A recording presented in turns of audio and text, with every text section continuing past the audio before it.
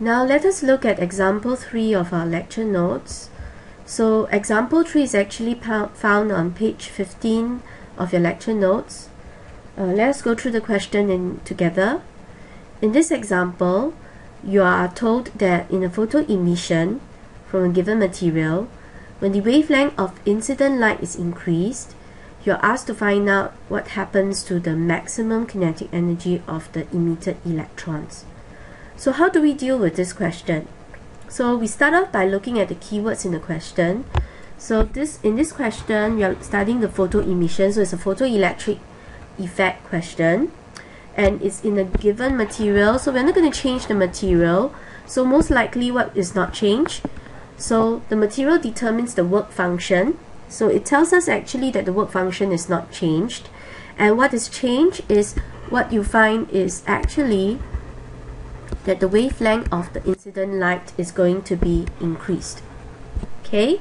And if you look at the options, what we are interested is actually the maximum kinetic energy of the photoelectrons, the emitted electrons. So do we have a relationship that relates all of this? Yes, we do.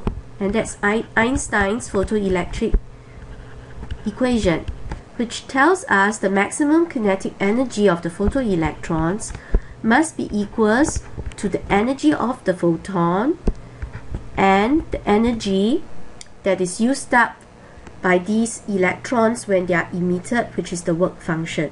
So what is unchanged in this experiment?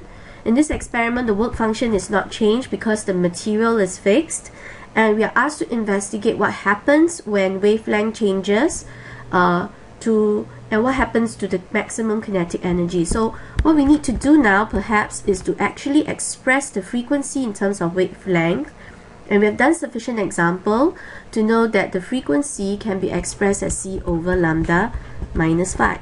So now using this relationship, we can easily investigate what would happen.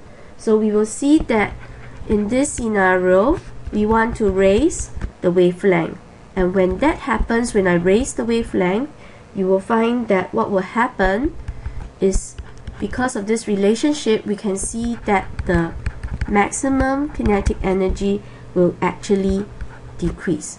So if you look at the options, option A is out because it tells us that the maximum kinetic energy increases, and then the equation is about maximum. So actually B and C are also out, and what we have is option D, and option D is the answer. So answer is D.